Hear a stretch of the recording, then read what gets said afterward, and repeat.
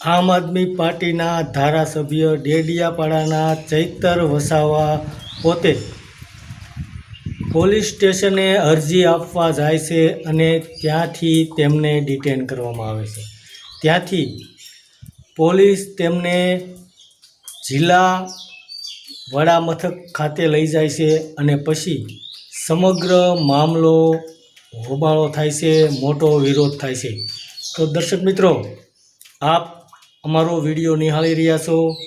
92% લોકો સબસ્ક્રાઈબ કર્યા વગરનો વિડીયો નિહાળે છે। તો દર્શક મિત્રો, આપ નિયમિત અમારો વિડીયો નિહાળો છો તો આપને પણ નમ્ર વિનંતી છે કે આપ અમારી ચેનલને સબસ્ક્રાઈબ કરી દેજો, જેથી આવા ન્યૂઝ આપના સુધી નિયમિત પહોંચતા રહે। તો દર્શક મિત્રો, આપને વાત કરીએ તો ડેડિયાપાડાના ધારાસભ્ય ચૈતર વસાવા તાલુકા સંકલન સમિતિની જે બેઠક હતી તેના માટે તાલુકાની ઓફિસે પહોંચ્યા હતા અને તેઓ જે ભ્રષ્ટાચાર મનરેગામાં થયો છે તેના વિરોધમાં જે સમિતિની રચના થવાની હતી તેના માટે પહોંચ્યા હતા। ત્યારબાદ ત્યાંથી આ સમગ્ર મામલો વધારે ઉછળ્યો તેવું જોવામાં આવી રહ્યું છે અને ત્યારબાદ ચૈતર વસાવા ઉપર કેસ કરવામાં આવ્યો અને ચૈતર વસાવા પોતે પોલીસ સ્ટેશને અરજી આપવા માટે ગયા ત્યારે ચૈતર વસાવાને ત્યાંથી જ પોલીસ દ્વારા ડિટેન કરવામાં આવ્યા, LCB દ્વારા ડિટેન કરવામાં આવ્યા અને ત્યારબાદ જિલ્લા LCBના વડા મથક ખાતે લઈ જવામાં આવ્યા અને હાલમાં એવા સમાચાર મળી રહ્યા છે ત્યારબાદ કે ત્યાં મોટા પ્રમાણમાં આમ આદમી પાર્ટીના કાર્યકરો એકત્રિત થઈ ગયા અને ચૈતર વસાવાને શા માટે ડિટેન કર્યા છે તેની વિગત માંગવામાં આવી, પરંતુ પોલીસ દ્વારા કોઈ પણ વિગત આપવામાં ન આવી અને ત્યારબાદ મોટા પ્રમાણમાં આમ આદમી પાર્ટીના કાર્યકરો ત્યાં પહોંચી ગયા। ચૈતર વસાવાના બંને પત્નીઓ પણ ત્યાં હતા, તેમની બેબી, તેમની દીકરી પણ ત્યાં પહોંચી અને મોટા પ્રમાણમાં વિરોધ કરવામાં આવ્યો અને ભારતીય જનતા પાર્ટી હાય હાયના નારા લગાવવામાં આવ્યા અને પોલીસ ઉપર વધારે એક ડાઘ લાગે તેવું પણ કહેવામાં આવ્યું। ત્યારબાદ સમગ્ર ગુજરાતની અંદરથી આમ આદમી પાર્ટીના મોટા નેતાઓ દ્વારા પ્રતિક્રિયા આપવામાં આવી રહી છે અને ચૈતર વસાવાની જે પ્રમાણે અટકાયત કરવામાં આવી છે તેને લઈને મોટા પ્રમાણમાં વિરોધ થઈ રહ્યો છે। એવું કહેવામાં આવી રહ્યું છે કે ચૈતર વસાવા ભ્રષ્ટાચારને ઉજાગર કરી રહ્યા હતા,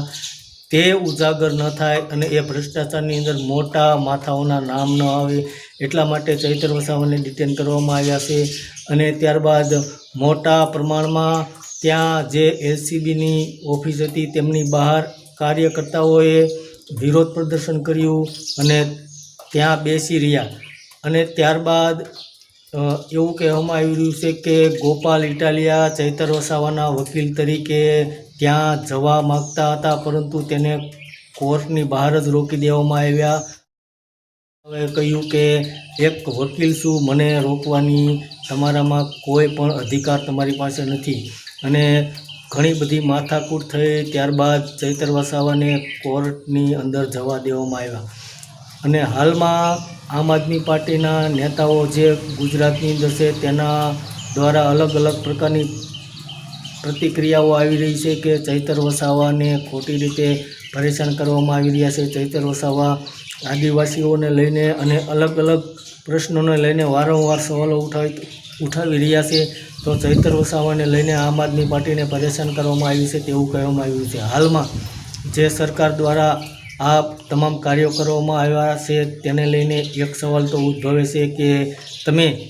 કોઈ પણ પ્રકારનો વિરોધ કરો તો તમારો વિરોધ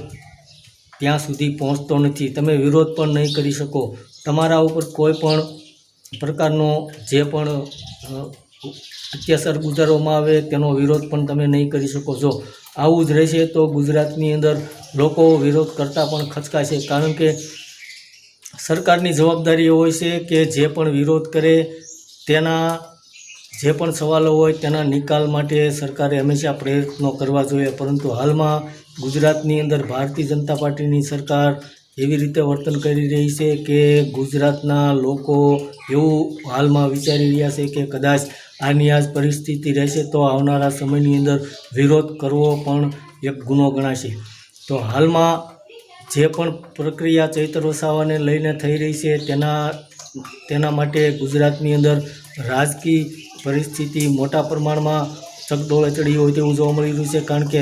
આમ આદમી પાર્ટીના ઘણા બધા નેતાઓ હાલમાં ડેડિયાપાડા જઈ રહ્યા છે. આ જે મુદ્દો છે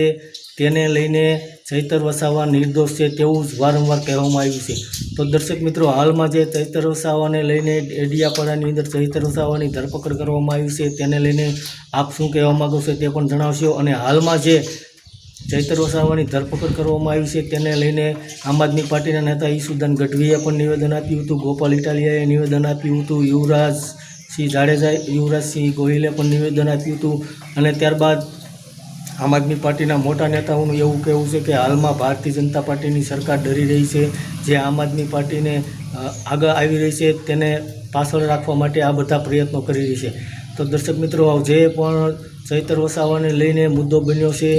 તે આ જે ગુજરાતની અંદર અતિ શરમજનક કહેવાય તેવું પણ માનવામાં આવી રહ્યું છે. ધન્યવાદ દર્શક મિત્રો.